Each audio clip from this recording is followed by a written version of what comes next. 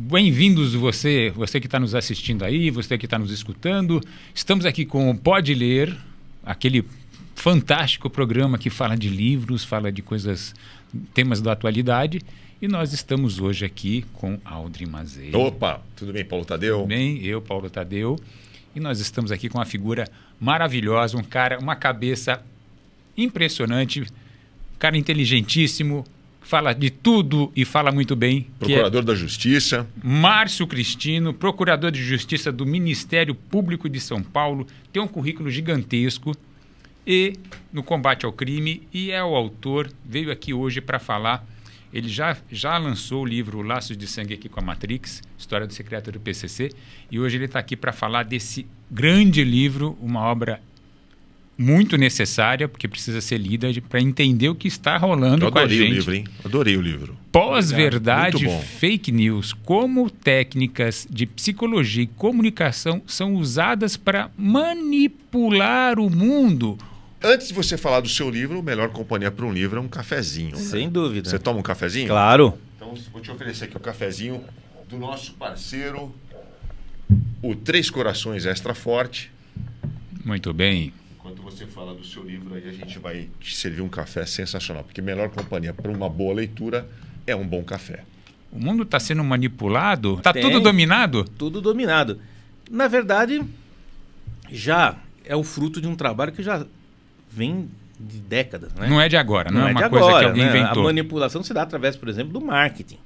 No marketing, você faz... O que se tem agora de novo é uma maneira, uma tecnologia nova de manipulação, que tem diversas nuances, diversas coisas interessantes. Você então que está vendo aí, presta atenção, porque você pode fazer parte dessa massa de manobra. Não, você faz parte. Faz parte dessa massa de manobra. Você não tem como... Você fugir, né? Você não tem como fugir disso. Então explica pra gente, por favor. Só uma primeira ideia é de que é o seguinte, quando você vai exercer esse tipo de manipulação, você não vai apresentar para você um argumento que você quer. Você trabalha com o quê? Você trabalha com a ideia da própria pessoa. Então, você tem que tomar cuidado, não é com a notícia ou a coisa que vai contra os seus interesses, que você não gosta, que você repele. Você tem que tomar cuidado com aquilo que você gosta. Não é razão. Não tem nada de razão. É com aquilo que você aceita, com aquilo que te atrai. Tá? Isso é doce. É uma coisa que atrai você porque confirma aquilo que você achava. Por exemplo, fulano... Fulano é ladrão ou gay, alguma coisa assim. Se você acha isso, intuitivamente, e eles vão fornecer para você informações, fatos, acontecimentos que confirmam isso que você está. Aquilo em que você já acredita. Aquilo que você já acredita. Só que tem um viezinho, que eles vão, com isso, radicalizar o seu entendimento. E radicalizar a tal ponto que você começa a não aceitar qualquer forma de negação possível. Você pode provar que a pessoa não é, você pode fazer qualquer coisa, mas você está tão comprometido emocionalmente com essa afirmação que você não aceitará. Foi feita uma lavagem cerebral, de certa forma.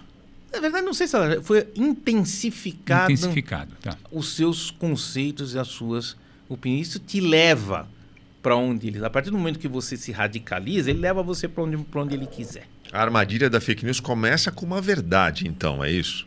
Não começa com uma verdadezinha ali. Começa com uma crença. Começa com você detectar a crença, aquilo no que a pessoa quer acreditar. Quando você sabe aquilo que a pessoa quer acreditar, aquilo que você fornecer para ela, ela vai tender a aceitar. E aí você dirige a pessoa para aquilo que você quiser. quer. E o tempo inteiro. O tempo inteiro. Então você tem que tomar cuidado, não é com a informação que você não gosta, com aquilo que você rejeita. Você tem que tomar cuidado com aquilo que você quer, com aquilo que você gosta, com aquilo que vai ao encontro das suas opiniões. Que está no teu dia a dia, que faz parte do teu consumo. Exato. E assim ele vai manipulando e vai te radicalizando para algum lugar. Vamos dar um exemplo disso? Por exemplo, se você disser aqui, Palmeiras não tem Mundial, o Paulo Tadeu vai acreditar ou não?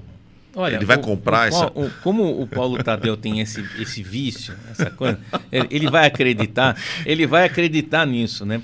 Que não tem mundial. Agora, se você colocar isso, se você falar... Não, ele vai acreditar sempre que o Palmeiras é mundial.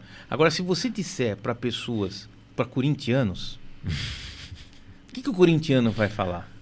Que é verdade, que não tem mundial. E o São Paulino também, e o Santista também, e o Botafoguense, o Flamenguista também. Então, aí você começa a dirigir e dizer o seguinte, olha, todo palmeirense é estelionatário, eles são mentirosos. E aí você começa a ficar com raiva do Palmeiras. Aí você vai dizendo, mas ó, eles roubaram seu time. Ele não sei o quê. E isso você vai insuflando a pessoa para a hora que ela encontrar um palmeirense, ela vai pro pau. Entendi. Belo exemplo que você deu da assim, utilização da informação. Aí vem o seguinte, o Palmeiras é campeão mundial? Não interessa. A verdade é o seguinte, não interessa, porque para mim, o que eu quero é manipular a sua opinião. E quando eu intensifico a sua opinião, eu posso conseguir o quê? Uma briga no estádio, uma morte, uma coisa e assim atacar. Então, e eu posso conseguir um objetivo político em cima disso? Pode, objetivo político também. Aí ele vai dizer o seguinte, olha, eu vou ser candidato dos palmeirenses, os palmeirenses vão tudo votar nele para definir. Então, essa manipulação, ela se dá nesse sentido, não se dá... Eu nunca vou conseguir convencer o Paulo que o Palmeiras não tem mundial. Mas eu não quero isso. Porque eu sei que ele, sabe, ele não vai mudar o convencimento dele. Agora, você é corintiano. Então, você é o meu alvo. Eu não sou corintiano, mas ele está usando um exemplo aqui, figurado. Não quero saber, eu vou colocar isso nas redes sociais, eu vou colocar isso para Gaviões e agora vai ser um problema para você. A percepção mas foi ótimo esse exemplo que você deu. Gostei. A percepção é a seguinte, eu manipulo você de acordo com o que você quer. Sim. Eu não vou atrás de você para transformar um palmeirense, isso não vai acontecer. Mas eu vou transformar todo mundo, e pior, eu vou criar o ódio. Exatamente. Eu vou criar a raiva, eu vou criar o conflito, né? E com base nisso eu vou tirar lucros. Aí vem uma coisa interessante. Conflito. A gente está separando dois elementos, duas facções, dois grupos. Uma odiando a outra. Uma sendo contra a outra. Isso é o mundo de hoje. É preciso dividir, porque indo para o campo político agora, a gente fala da radicalização, a gente fala que hoje não existe uma terceira via, não existe só existem dois grupos políticos opostos, né? A gente vê nos Estados Unidos, a gente vê isso no Brasil, a gente vê isso em outros países. É isso que está acontecendo? O mundo está ficando dividido e não existe meio termo mais?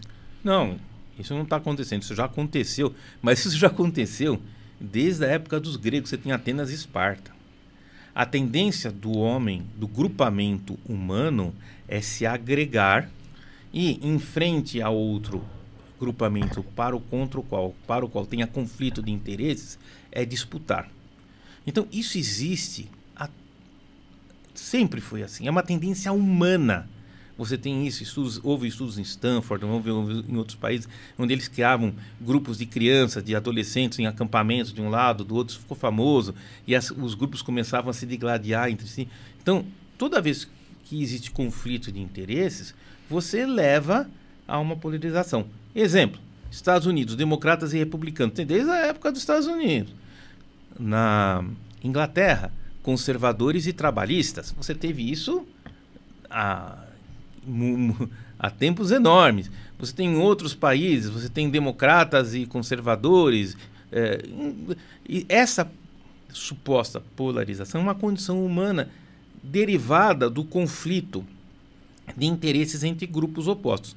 Normalmente, se acaba agregando em dois grandes grupos, principalmente quando a gente fala que são tendências majoritárias, como os dois vão defender um determinado fato, um determinado ponto. Isso sempre existiu. Qual é a diferença agora? É essa diferença que eu estou falando. O problema não é a existência de dois grupos antagônicos. A diferença é a radicalização para a qual eles estão sendo levados. Essa é a questão. Porque quando você tem dois grupos antagônicos, vamos dar uma ideia, por exemplo, parcial, mas não perfeita. no Brasil, você tinha PT e PSDB, os dois se disputavam e até competiam entre si e se detestavam. Agora você tem hoje uma polarização que vai muito além desse conflito. Qual é a razão dessa? Qual que tem de diferente? O que tem de diferente é que antes disputavam alguma coisa, mas hoje... E havia alguma coisa civilizada. Mas hoje a vitória de um é a destruição do outro. Quando você pensa que a vitória de um é a destruição do outro, você tem a radicalização. Então, na verdade, a grande questão não é a questão da divisão em dois ou da polarização. A questão é a radicalização, que é a feita através dessa manipulação. Através do quê? Pegando essas pessoas que acreditavam em alguma coisa e radicalizando através da propaganda, através dessas tecnologias que eu descrevo aí, são tecnologias específicas para isso, elas fazem com que essas pessoas radicalizem e criam o quê? Conflitos que vão resultar no quê? No 8 de janeiro, em outros países. No 6 de janeiro, lá no Capitólio. No Capitólio. A mecânica, a estrutura, o modo como se faz isso é o mesmo. O que muda apenas é o conteúdo. No outro vai ser o Trump, aqui vai ser o Bolsonaro, outro vai ser o Lula, ali vai ser o Biden. Você troca as cabeças, você troca o sistema, mas a estrutura de como fazer é a mesma. Pois é, mas aí, deixa eu te perguntar, como é que você acha que seria possível você mudar a fonte de abastecimento de informações das pessoas, na média? Porque as pessoas se abastecem com essas fake news. Hoje elas estão presentes nas redes sociais. Você deu exemplo aqui agora. Se você chegar para o Paulo e falar que o Palmeiras não tem Mundial, ele não vai aceitar isso. Isso para ele é ponto pacífico. Como é que você muda a opinião de um grupo de pessoas, sendo que está todo mundo se abastecendo no mesmo lugar, as redes sociais? Aí nós temos uma outra ideia.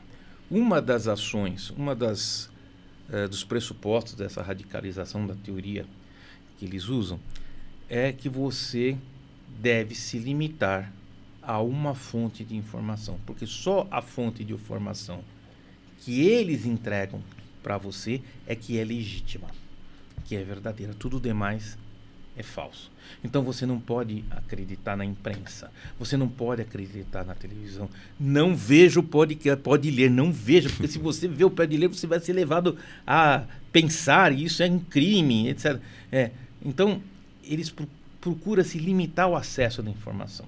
Existe um professor de mídia, professor Eugênio Butti, da USP. Sim. O cara é sensacional. Ele tem uma teoria, tem uma proposta que é o suicídio da consciência, se não me engano, o sequestro da consciência, o suicídio da consciência, que é justamente assim: a pessoa decide não saber. A pessoa decide apenas se informar através daquela via. E é isso que acontece. Você passa a se alimentar apenas daquela informação. Quando você se alimenta dessa informação, você fica feliz. Porque essa informação, aí eu volto naquilo que ela te dá aquilo que você quer. Você quer essa informação, você quer acreditar, porque isso está dentro de você, é um seu conceito básico, você quer. Então você vai sempre seguir aquele momento. E quando você vier sentir uma... Olha, saiu tal lugar que isso aqui está errado, isso aqui não, eu não acredito nisso. E aí vem um conceito de pós-verdade e fake news. Aí eu preciso de 1 minuto só para explicar. Opa, vamos embora. Eu gostei dessa. Gostei disso. Existe uma velha questão que a pessoa começa a falar, diz o seguinte: olha, Palmeiras tem Mundial, isso é verdade ou é mentira? Aí, não, porque é verdade, porque é mentira, porque é verdade. Mas qual é o grande problema que todo mundo, e que está no Congresso hoje, quando vai se tratar de fake news, é definir o que é verdade. Essa é a questão. O que é verdade? Depende. Não existe uma verdade. Existe a verdade religiosa. Ele é muçulmano e ele é católico. Eu acredito em coisas diferentes. Quem tem razão? Quem tem a verdade? Você é a sua, ele é dele. Para você é uma coisa, é uma verdade religiosa. E a verdade filosófica? Ah, eu penso tal coisa, você pensa outra. E a verdade filosófica? Ah, eu sou seguidor de Freud. Ah, mas eu sigo outro, fulano.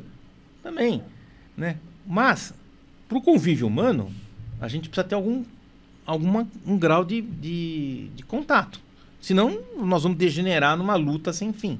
Então, qual que é o contato? O que a gente pode dizer? O que é verdade? E aí, a teoria foi Hannah Arendt, que acabou decidindo isso num livro chamado A Verdade e a Política, por uma série de coisas. Ela vem dizer assim, olha, a verdade é o acontecimento de fato. É aquilo que acontece fisicamente. Por exemplo, o avião caiu. Morreu um monte de gente. Ah, o fato foi testemunhado, filmado, a pessoa foi lá, não sei o quê. Você pode fazer qualquer coisa. Mas você não pode negar que o avião caiu. Caiu. Né? Não tem como você dizer, ah, foi por causa da chuva, por causa do não sei o quê, foi um OVNI, foi um avião, foi um míssil. Não interessa. O fato é que isso é inegável. Então isso é um fato. Essa é a verdade. Aconteceu. Essa é a Agora, eu, como o que se chama hoje em inglês o spin doctor, né, um maqueteiro e tal, vou dizer o seguinte: esse avião não caiu. Isso é tudo mentira. Foi um camarada que jogou lá uma bomba e jogou uns detritos de avião ali para dizer que o avião caiu. Mas não caiu. Isso é mentira. Isso é feito para você não usar avião, para não sei o quê, não sei o quê, não sei o quê. Essa é o que eu quero provar. Isso, para provar isso, eu crio que uma fake news. O que é uma fake news? Eu produzo um laudo ou peço testemunhas que dizem assim. Ou um especialista qualquer. Quer dizer assim, ó, o avião não caiu, foi o fulano que jogou uma bomba lá e querem montar, não sei o que, eu produzo esse lado e eu ponho no jornal. Entendeu? Isso é uma fake news. É um fato.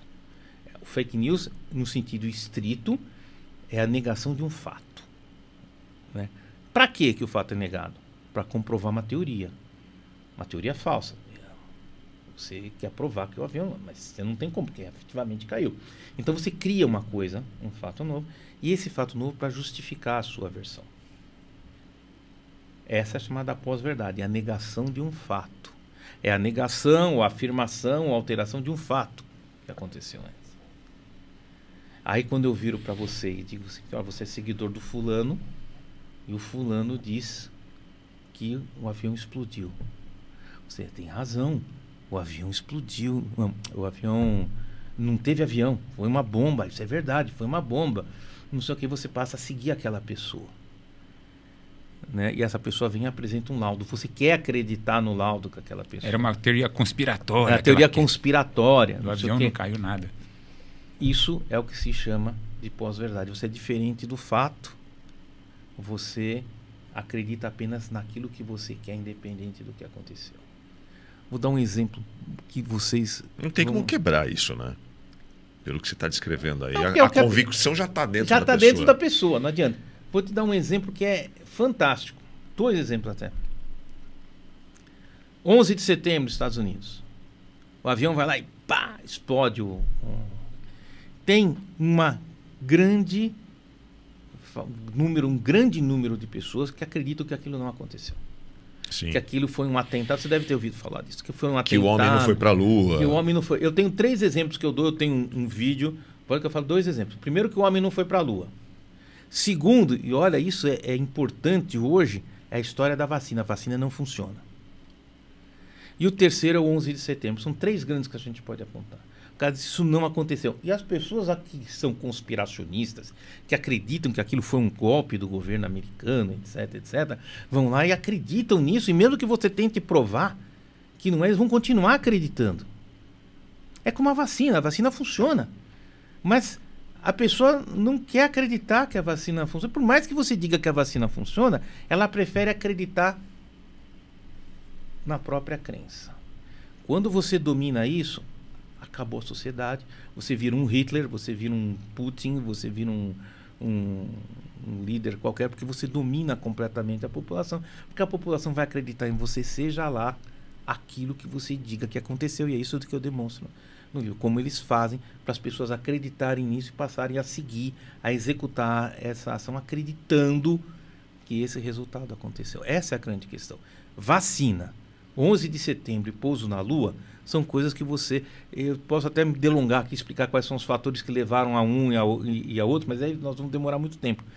Mas existem, vou dizer um só. Por exemplo, qual o grande motivo pelo qual as pessoas não acreditam que o 11 de setembro foi um atentado? O pessoal fala, olha, o 11 de setembro, o World Trade Center, ele não caiu nem para um lado nem para o outro. Ele caiu retinho. Retinho. Uhum. Então aquilo não foi um avião que atingiu. Aquilo foi uma série de detonações que fizeram uma implosão do prédio. É isso que as pessoas falam. Só que depois eles explicaram o que aconteceu. O World Trade Center, ele era feito com uma estrutura de aço. Ele não era feito como uma casa comum, como um prédio comum. Ele era uma estrutura de aço que tinha uns preenchidinhos. Quando o avião atingiu com aquela gasolina, a temperatura derreteu a estrutura do aço. Ele não desabou, ele derreteu. Imagina o seguinte, quando você pega uma vela, você acende a vela, o que a vela faz? Ela derrete. Ela tomba para um lado? Não. Ela tomba para o outro? Não. Ela derrete. Foi isso que aconteceu. O World Trade Center derreteu. Mas todo mundo acredita que é uma conspiração. E é isso que se discute no livro e fala assim, como as pessoas fazem, qual é a técnica que se usa para as pessoas acreditarem. Quando as pessoas acreditam nisso, você faz elas acreditarem no que você quiser. O seu livro é uma vacina contra essa falta de pensamento, de questionamento das pessoas, não? Olha, eu acredito, eu tenho a esperança, eu tenho a fé de que seja, porque quando você lê, você entende essa mecânica, você pode se conscientizar disso. E essa é a pior coisa que pode acontecer para esse tipo de manipulação. Como o Audrey falou, olha, não dá para fazer, né? Não dá para combater isso. Dá. Teoricamente. Como? Dá. Se você conseguir conscientizar a pessoa, conseguir criar a consciência dela de que isso, de que mostrar para ela, ó, essa manipulação. Ela vai rejeitar? Ela tem enorme chance de rejeitar. Mas você já cria aquilo que se chama dissonância cognitiva. Ela já começa a ter dúvida. Isso é um negócio que vai incomodar o inconsciente. Você tem chance de que isso possa acontecer. Chance. Não digo que vai, mas você tem chance de que isso possa recuperar a pessoa. Esse é o grande ponto, né, das pessoas que estudam esse assunto. Eu, modestamente, leio muito sobre, até pelo jornalismo, né, pelo nosso trabalho, o assunto fake news. Em que ponto, em que momento, em que lugar as pessoas adquirem essas convicções? Né? E com quem? É a pergunta que todo mundo se faz, todo mundo que estuda esse assunto se faz, porque é aí que você tem que tentar entrar para tentar desfazer uma fake news. Eu já vou te passar, só para acrescentar que alguns estudos dizem que as pessoas elas se abastecem com quem elas confiam. Então, é o grupo familiar, é o grupo de WhatsApp, é o grupo de amigos.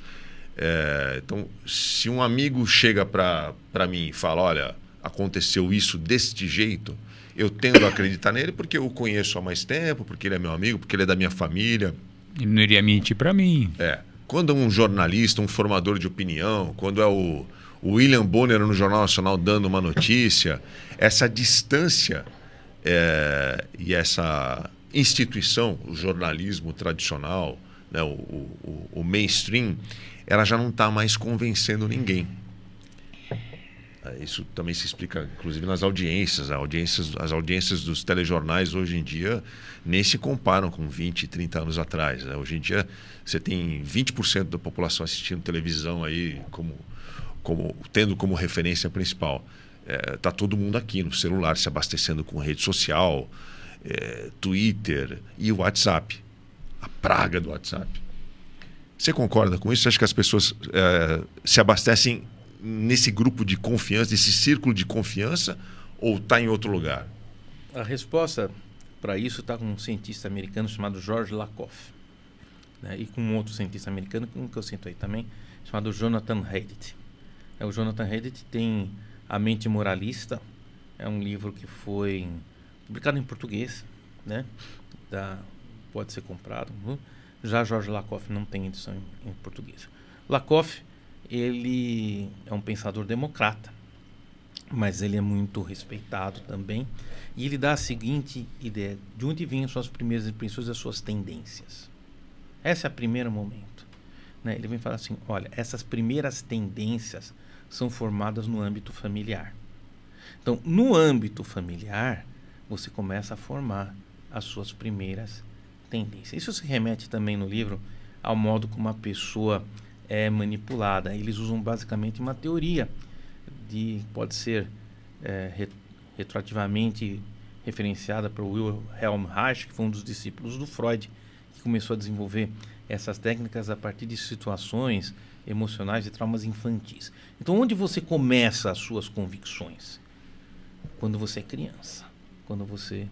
Ali você é uma esponja e você começa a receber informações e a formar o caráter fundamental da sua personalidade.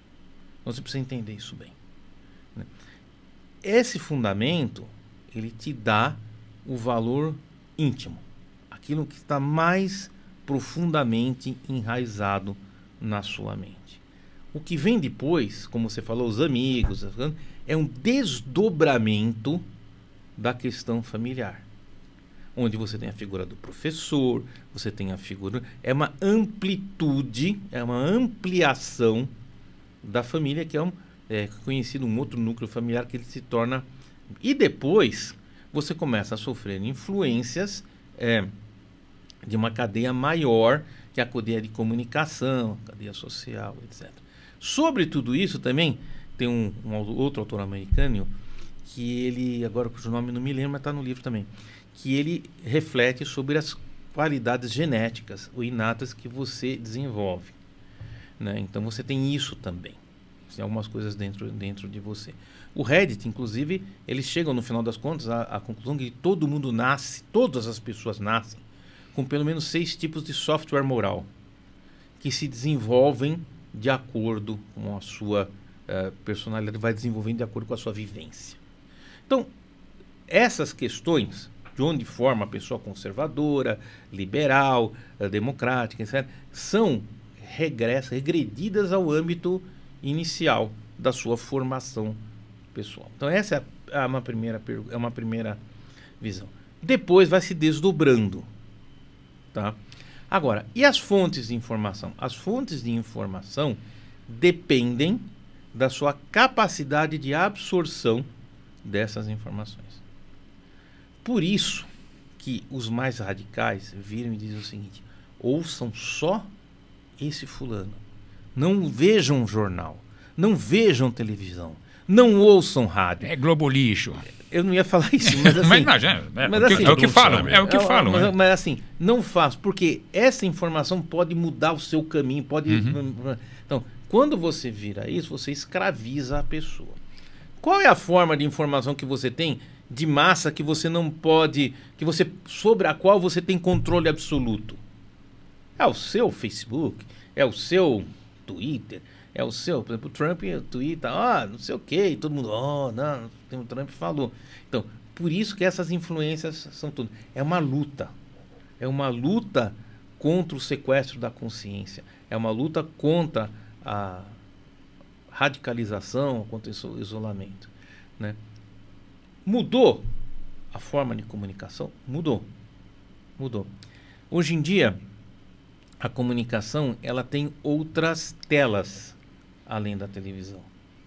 Então, essas telas têm cada uma maneira de trazer o conteúdo para você. Aquele que souber moldar a comunicação de modo a... tem um autor americano, chama Marshall McLuhan, esse mesmo. Ele vira e fala o seguinte: o meio é a mensagem. Essa é a declaração dele. O meio é a mensagem. Mas ninguém reflete sobre isso adequadamente. Por que o meio é a mensagem? Porque a mensagem ela é moldada pelo meio. Você não pode transmitir um cheiro pela televisão.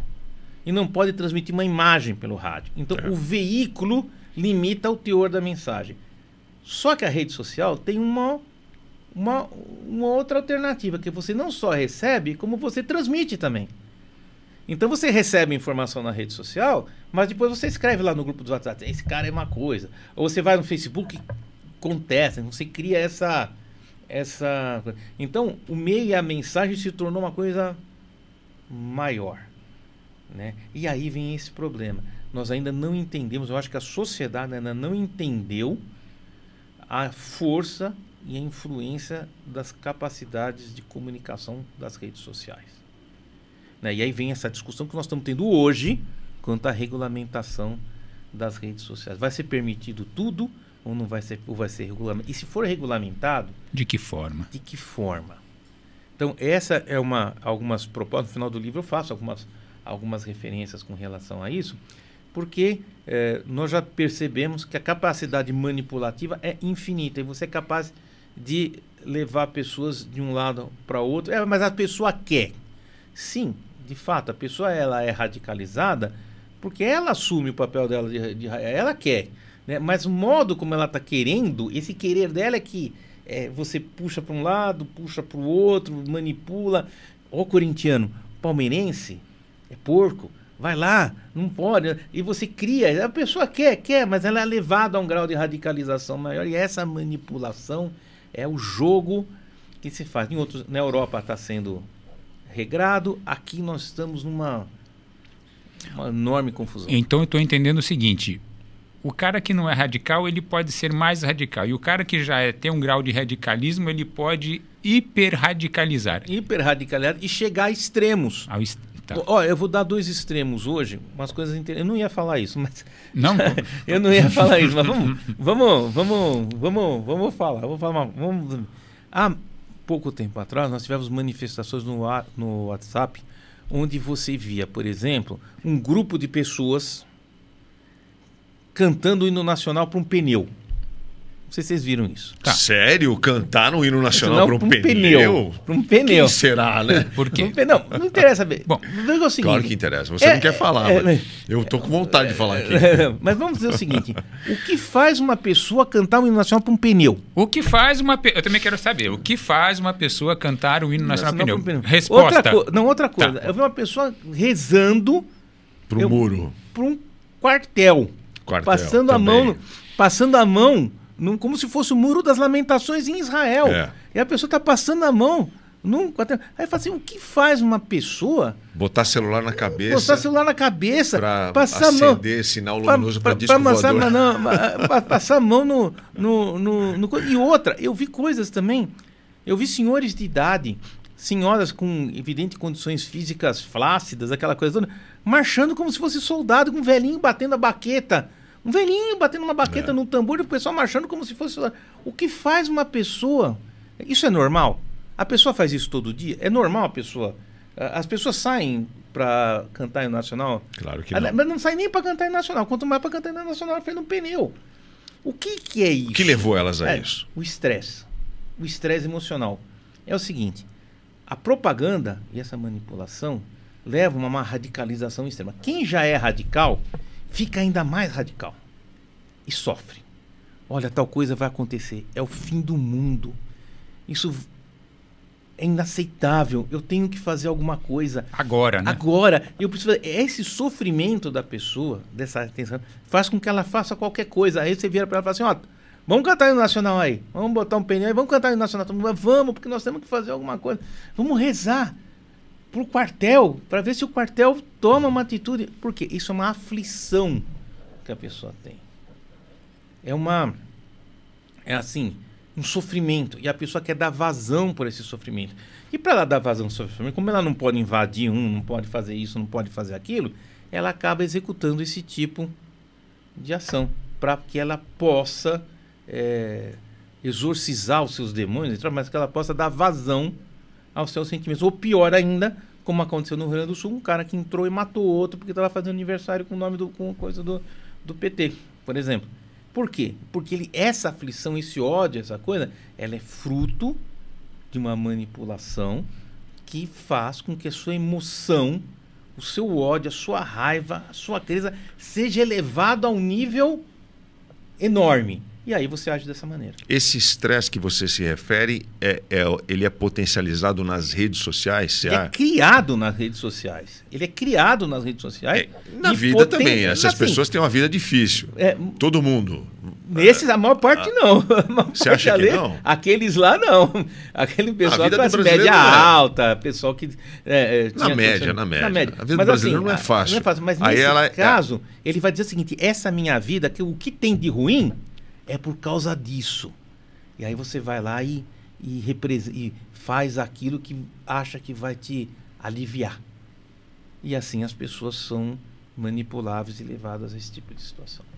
Márcio Cristino dizendo então que as redes sociais estressam todos nós. As redes não. Saia das redes sociais. Não é isso. Não é que as redes sociais estressam. É que elas podem ser usadas para isso, né? Para isso. E elas são usadas às vezes para isso. Como? Através dessas técnicas de psicologia, de fazer com que a pessoa fique estressada e leve a tomar atitudes que normalmente não tomaria e fazer ações que normalmente ela não faria. Deixa eu pedir para você falar de um cidadão que está nas páginas de todos os jornais e sites e redes sociais, que não está na capa do seu livro, que aliás é uma capa ótima, mas falta falar do Elon Musk. Conhecido como Elon Musk para alguns aí que andaram falando o nome dele. Elon Musk, que eu vi aí. Ele não estava aqui porque não era o agente, né? A gente está falando aqui de Trump. A capa é ótima, mas nesta semana está todo mundo falando do Elon Musk.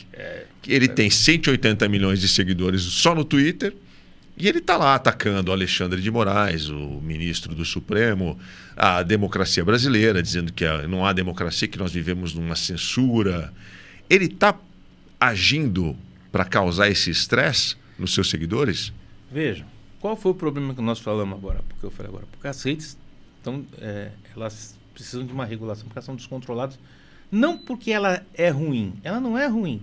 Aliás, eu acho que não são nem elas que são as responsáveis por isso, né? Mas as pessoas que dela fazem uso. Agora, quando alguém vem e diz o seguinte, olha... Fala mais pertinho do microfone. Vem alguém dizendo o seguinte, olha... Eu não quero controle nenhum, eu posso fazer o que eu quiser. Eu posso dizer o seguinte, matem o Paulo Tadeu. Ele é uma pessoa, ele é um palmeirense, ele tem que morrer. Se você defende que essa liberdade extrema tem que ser a regra, você está permitindo ou até incentivando que você crie esse tipo de ação nociva de manipulação intencionalmente. O que ele está dizendo é o seguinte, eu quero ser livre para fazer aquilo que eu quero, mesmo que seja prejudicar a outra pessoa. E aí eu venho vou puxar meu lado jurídico. Eu sou promotor de justiça. Não existe liberdade absoluta. A liberdade sua termina onde começa a liberdade do outro.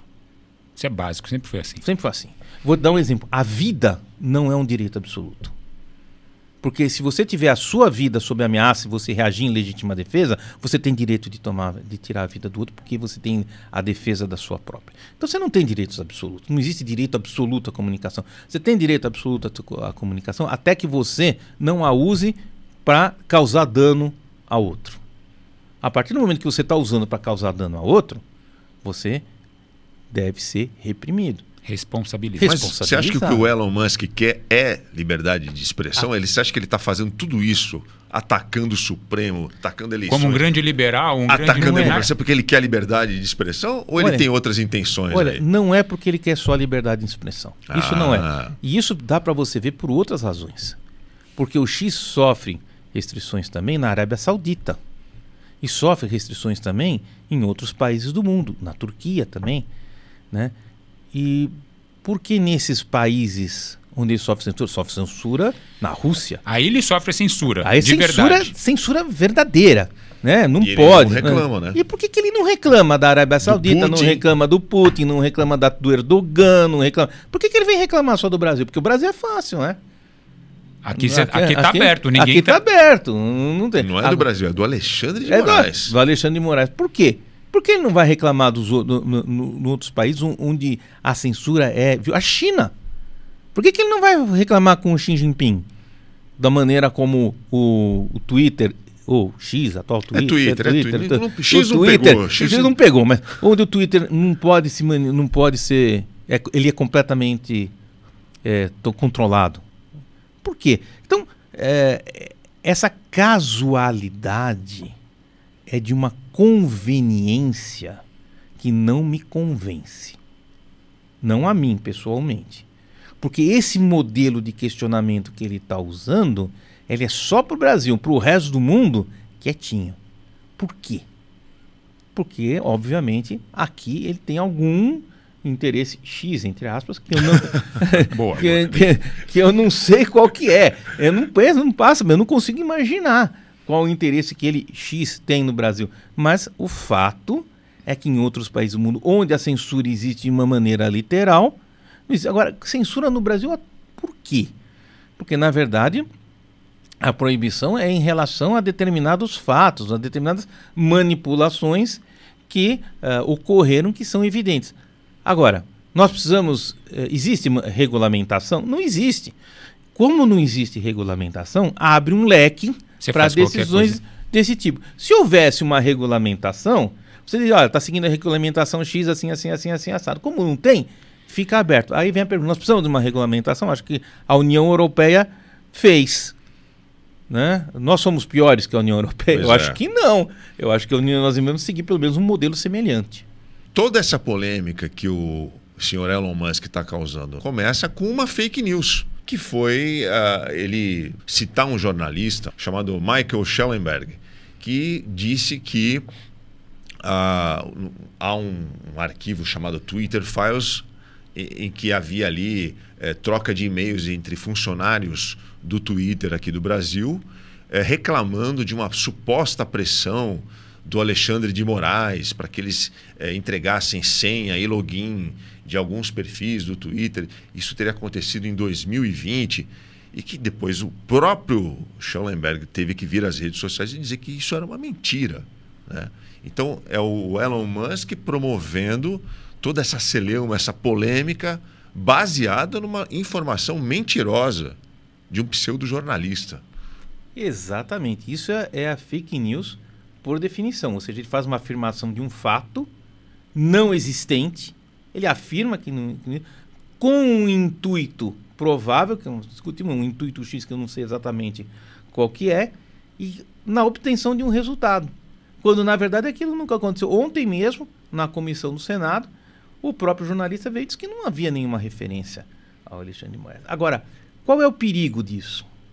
O perigo disso é que para alguns seguidores que estão manipulados, que estão convertidos nessa convicção, eles vão dizer assim, ele está retroagindo, está se retratando porque está com medo. Não, isso deve ter acontecido mesmo. As pessoas vão continuar acreditando, mesmo ele tendo desmentido. Essa é a grande mágica, entre aspas, da pós-verdade da fake news. Que mesmo a pessoa se retratando, mesmo a pessoa sabendo que isso não é verdade, esse fato, essa ocorrência no mundo físico não aconteceu, mesmo assim a pessoa vai acreditar. É isso que é a manipulação. Onde as fake news começaram, ô Márcio? É um fenômeno novo ou isso já vem de muito tempo? Não, as fake news, na verdade, elas se perdem na história. Como eu cito no livro, um exemplo clássico, um exemplo de Nero, poucos anos depois... Imperador Romano. Já produzia fake news.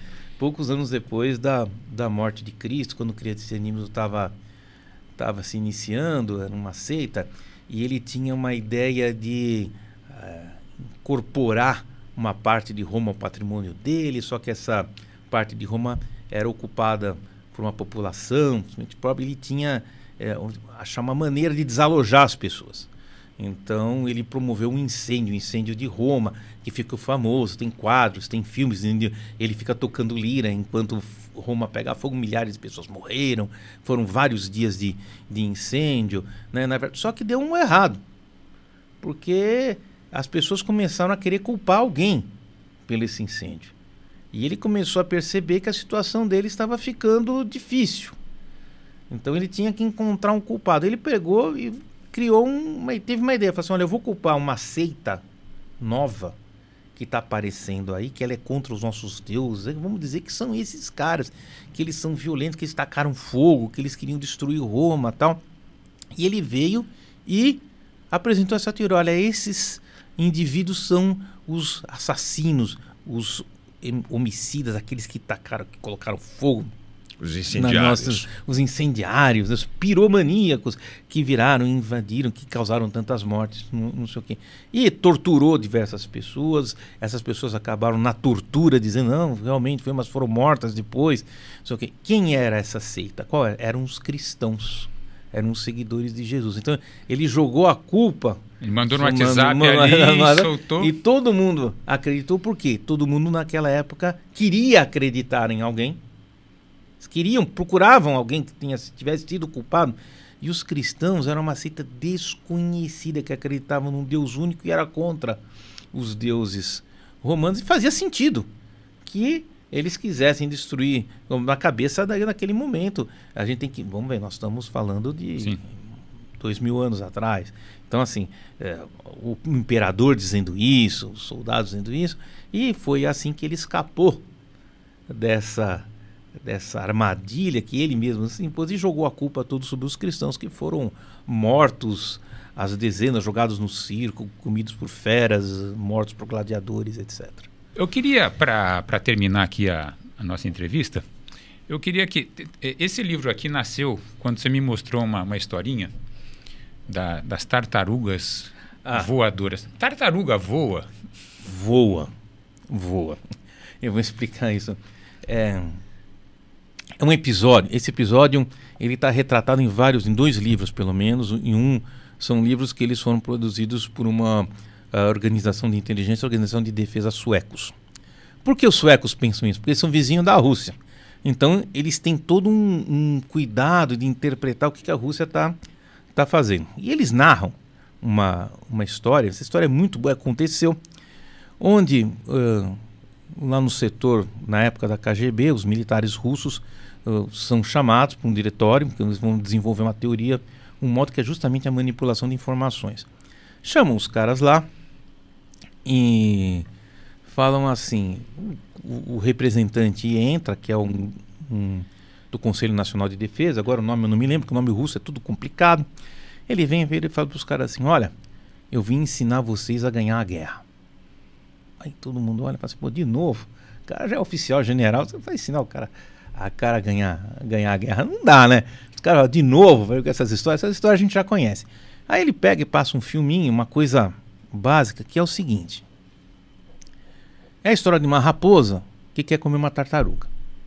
Só que ela não consegue comer a tartaruga, porque a tartaruga tem um casco muito duro e a raposa não consegue comer. Então o que a raposa faz? Ela vai e põe uma televisão na frente da casa da tartaruga. E nessa televisão aparecem filmes de tartarugas sem casco voando. E as tartarugas voam, vão conhecer o mundo. E a tartaruguinha lá olha e fala, puxa vida, eu queria conhecer o mundo. E a raposa vai falar assim, não, mas as tartarugas voam.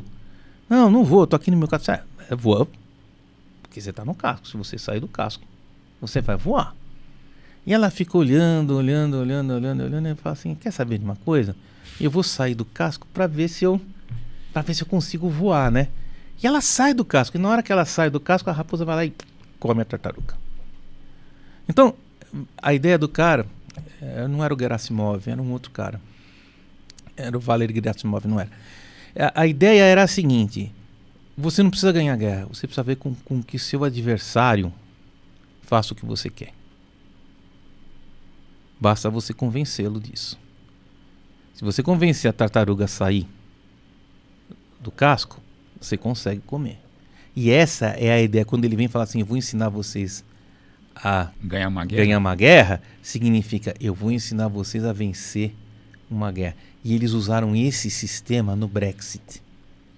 Dizendo o seguinte, eu vou fazer os ingleses saírem da União Europeia porque eles querem. E não porque eu, como Rússia, me interessa enfraquecer. E eles fizeram isso e foram bem sucedidos. Então, isso está aí também, inclusive, no livro. É exatamente isso. Tem detalhes do local onde foi, quem era, quem falou, tá tudo certo. Então, essa ideia de convencer a pessoa a fazer o que quer é exatamente a ideia da manipulação que está por trás das redes sociais. E aí que está aqui no livro. Tá no livro. É uma coisa ligada para outra. Com essa fábula sensacional do professor, procurador, Márcio Cristino, a gente encerra aqui essa entrevista. Maravilhosa. Maravilhosa. No livro Pós-Verdade e Fake News, Márcio Sérgio Cristino. Cara, parabéns, viu? Obrigado. Tá nas redes, o livro está aí na Amazon, está nas livrarias, está na matrixeditora.com.br. Recomendo enfaticamente. Eu recomendo! Eu também. Esse assunto é importantíssimo. Acho que todo mundo tem que ler sobre, para não ser uma vítima dessas fake news. Não ser uma pobre tartaruguinha. Deixa eu recomendar de novo todo mundo que está assistindo aí, por favor, se inscreve no canal, compartilha o nosso canal. Em vez de ficar compartilhando fake news no grupo da família, mandando mentiras aí para a tia Alzira, viu, tia Alzira, que você que me manda um monte de porcaria lá no WhatsApp, lê o livro, compartilha o livro e compartilha também o nosso canal. Tem ali as nossas arrobinhas. Você pode seguir a gente no Instagram, no Facebook, no Twitter também, tá bom? Valeu, gente. Obrigado, Márcio. Obrigado. Até o próximo aqui.